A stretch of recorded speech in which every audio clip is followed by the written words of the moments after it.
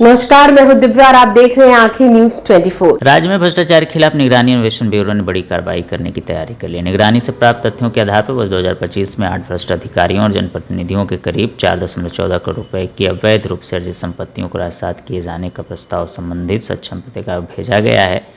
निगरानी ब्यूरो के अनुसार जिन 8 लोगों के खिलाफ संपत्ति जब्ती का प्रस्ताव भेजा गया उनमें 2 तत्कालीन मुखिया, 1 तत्कालीन अधीक्षण अभियंता, 1 न्यायिक दंडाधिकारी, 1 फॉरेस्ट रेंज ऑफिसर, 1 अनुमंडल पदाधिकारी, 1 टैक्स दारोगा और 1 CDPO शामिल हैं। देखिए, निगरानी अन्वेषण ब्यूरो द्वारा बिहार विशेष न्यायालय अधिनियम 2009 के प्रावधानों के अंतर्गत जो आय से अधिक संपत्ति के मामले दर्ज होते हैं उनकी संपत्तियों को ट्रायल के पूर्व उस अधिनियम के प्रावधानों के अंतर्गत जब्त करने या राजसात करने का प्रावधान है। उसके तहत हम लोग प्रस्ताव भेजते हैं। तो वर्ष 2025 में कुल 8 मामलों में ऐसे प्रस्ताव बना के भेज दिए गए हैं, जिसकी प्रक्रिया अब न्यायालय के AO और PO के द्वारा की जाएगी।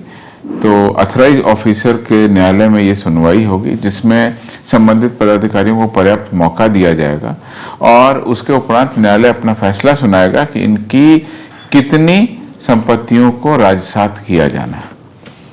इसमें जो हमने प्रस्ताव भेजे हैं उसमें कुल 8 प्रस्ताव हैं, जिनकी राशि लगभग 4 करोड़ 13 लाख से अधिक की। इनमें जो हमारे पदाधिकारी शामिल हैं इसमें 2 मुखिया, 1 अधीक्षण अभियंता, 1 फॉरेस्टर, 1 SDM, 1 CDPO, 1 न्यायिक दंडाधिकारी और 1 टैक्स दरोगा। इन सभी की अलग अलग संपत्ति है, जिसमें अगर मैं कहूँ तो सबसे ज़्यादा जो संपत्ति है वो तत्कालीन अधीक्षण अभियंता की है 90,75,000 और उसके बाद में नेक्स्ट जो राशि है वो वनों के क्षेत्र पदाधिकारी यानी फॉरेस्टर जो थे उनकी 88 लाख की है और उसके अलावा जो तत्कालीन मुखिया थे पश्चिमी चंपारण के उनकी 80 लाख की। तो कुल मिलाकर के 8 लोगों के 4 करोड़ 13 लाख से अधिक की संपत्ति जब्त करने का प्रस्ताव भेजा गया है। अब जो अथराइज ऑफिसर है उनके न्यायालय में मुकदमा दर्ज करके दोनों पक्षों की सुनवाई की जाएगी और पर्याप्त मौका देते हुए न्यायालय शीघ्र सुनवाई करके इस पर अपना निर्णय देगा। ऐसे मामलों में जब्त की गई संपत्ति में क्या होता है? मैंने देखा था कि स्कूल खुलता है, तो क्या इसमें भी कुछ वैसा होना है? अगर ये संपत्ति अल्टीमेटली अधिग्रहण हो जाती है तो उस जिले के डिस्ट्रिक्ट मजिस्ट्रेट को वो संपत्तियां दी जाती हैं और उसका वो उपयोग राज्य के हित में किसी भी तरीके से कर सकते हैं। तो ये उनके विवेक पर निर्भर करता है और प्रॉपर्टी किस तरह की है उस पर भी निर्भर करता है। पूर्व में जैसा आपने देखा होगा कि कुछ संपत्तियां जब्त करके उसमें गरीबों के लिए आश्रय स्थल या स्कूल या इस तरह का जो महत्वपूर्ण एक सामाजिक संदेश के रूप में जो बिहार ने काम किया था, हम लोगों की कोशिश ये रहेगी कि इसको और तेजी से हम लोग आगे। न्यूज़ 24 देखते रहिए, 24 आवर्स देखते रहिए और दुनिया की अच्छी और सच्ची खबरों से अवगत होते रहिए।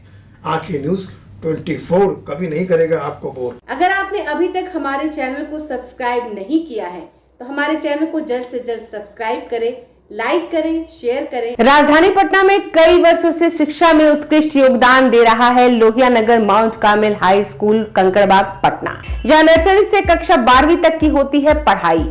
10वीं और 12वीं बोर्ड परीक्षा में 100% अंक का रिकॉर्ड। एक ऐसा स्कूल जहां पठन पाठन के साथ साथ बच्चों के संपूर्ण विकास का रखा जाता है ख्याल। खेलकूद, सांस्कृतिक गतिविधि, मैथ ओलंपियाड, साइंस ओलंपियाड और बहुत कुछ। आज ही कराए नामांकन की प्रक्रिया जारी है। संपर्क करें DS/16 Gayatri Mandir road, housing board colony east, Indira Nagar, Kankarbagh, Lohia Nagar, Patna.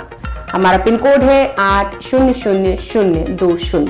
Patna में कई वर्षों से शिक्षा में अहम योगदान दे रहा है Gyansthali high school Alamganj Patna city, जहां 10वीं और 12वीं की बोर्ड परीक्षाओं में 100% अंक प्राप्त कर रहे हैं बच्चे। एक ऐसा स्कूल जहां न केवल होती है पढ़ाई बल्कि साथ ही साथ होती है कल्चरल एक्टिविटी, स्पोर्ट्स एक्टिविटी से जुड़े गेम्स, मैथ ओलंपियाड से लेकर साइंस ओलंपियाड, जहां बच्चों के लिए स्कूल कैंपस अत्याधुनिक सुविधाओं से लैस, छोटे बच्चों के लिए वाहन और ट्रांसपोर्ट की विशेष सुविधा। तो देर किस बात की, आज ही कराएं अपना नामांकन Gyansthali high school Alamganj Patna city में, जहां नामांकन की प्रक्रिया जारी है। संपर्क करें पुलिस चौकी Alamganj main road near Alamganj थाना पटना बिहार 800007।